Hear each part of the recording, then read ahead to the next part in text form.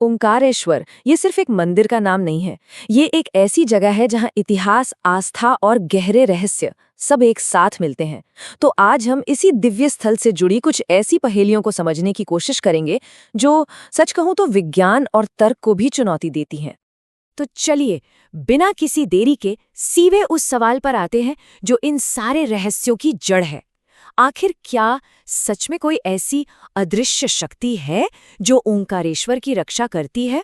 और ये सवाल सिर्फ कोई सुनी सुनाई बात नहीं है, बल्कि ये ठोस सच्ची घटनाओं पर आधारित है। चलिए आपको ले चलते हैं साल 2008 में, वो साल जब नर्मदा नदी में एक बहुत ही भयानक बाढ़ आई थी। सोचिए, पूरा का पूरा ओंकारेश्वर शहर पानी में डूब गया था। घर, सड़कें, घाट कुछ भी नहीं बचा था, सब जलमग्न। और अब जो मैं बताने वाला हूँ वो सच में हैरान कर देने वाला है।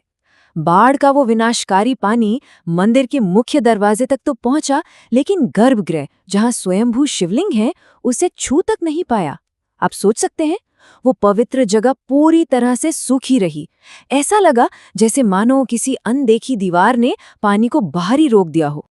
अब जरा समय में और पीछे चलते हैं, एक बिल्कुल उलट घटना की तरफ। ये बात है साल 1984 की, वो साल जब पूरा मध्य प्रदेश भयानक सूखे की मार झेल रहा था। जमीन में दरारें पड़ गई थीं और कुएं, तालाब सब सूख चुके थे। और यहीं पर इस जगह का असली चमत्कार सामने आता है। जब बाहर एक एक बूंद पानी के लिए लोग तरस रहे थे, तब मंदिर के गर्भगृह की सूखी दीवारों से पानी की बूंदें टपक रही थीं लगातार। अब वैज्ञानिक इसे कोई अंडरग्राउंड सोर्स कह सकते हैं, लेकिन भक्तों के लिए तो ये साक्षात शिव का चमत्कार था। तो सवाल ये उठता है कि आखिर इस जगह में इतनी दिव्यता, इतनी शक्ति क्यों है?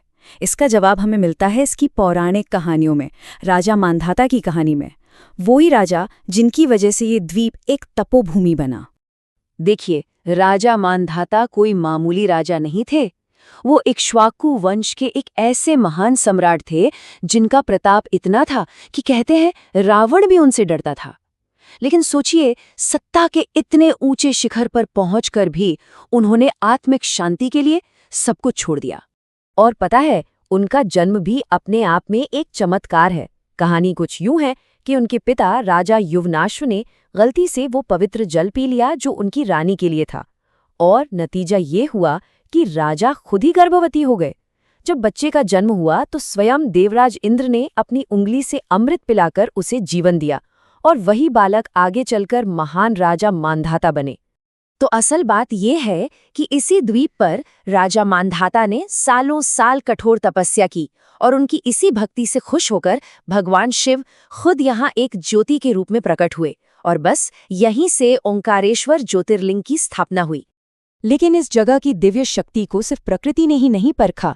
इतिहास गवाह है कि कई बार इंसानी शक्तियों ने भी इसे चुनौती देने की कोशिश की है। तो चलिए देखते हैं कि जब आक्रमणकारी यहाँ पहुंचे तो उनका सामना उस अनदेखी ताकत से कैसे हुआ।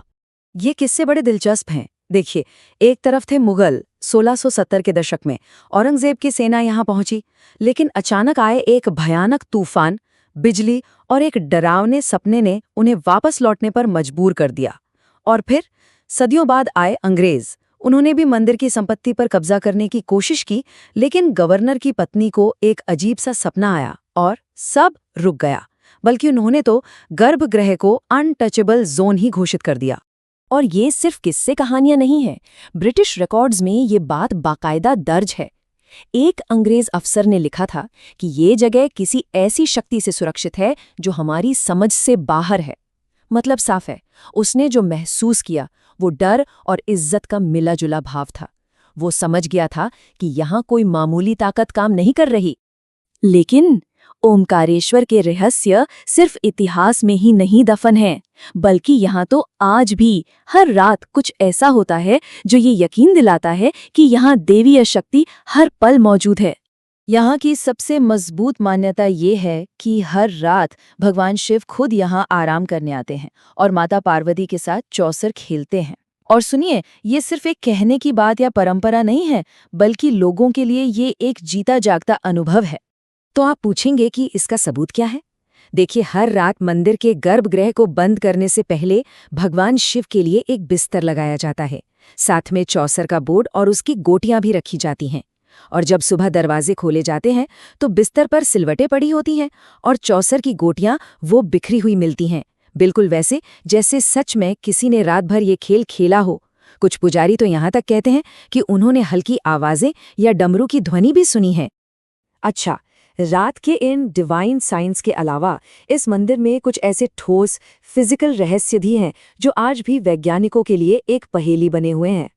और ये बातें सिर्फ पुराने जमाने की नहीं हैं। हाल के सालों में भी ऐसी अजीब घटनाएं हुई हैं। जैसे 2019 में एक भक्त ने दावा किया कि उसने 3 दिनों तक लगातार शिवलिंग पर पानी की एक धारा बहते देखी, जिसका कोई सोर्स ही नहीं था। और तो और 2021 में एक कैमरे में शिवलिंग के ठीक ऊपर रोशनी का एक रहस्यमय गोला कैद हुआ। और सुनिए, रहस्य अभी खत्म नहीं हुए हैं।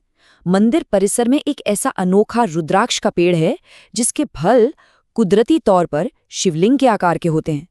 पूरी दुनिया में ऐसा कहीं और नहीं है।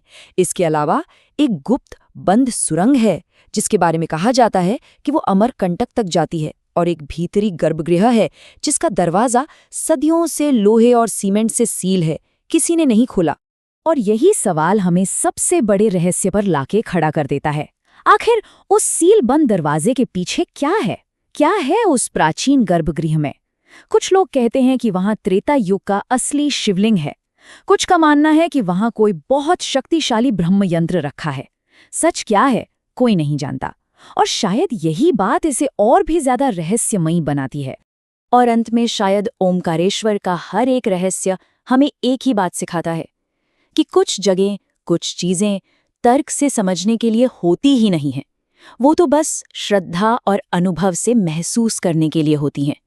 शायद असली जवाब इन सवालों में नहीं, बल्कि उस एहसास में छिपा है जो हर इंसान यहाँ आकर महसूस करता है।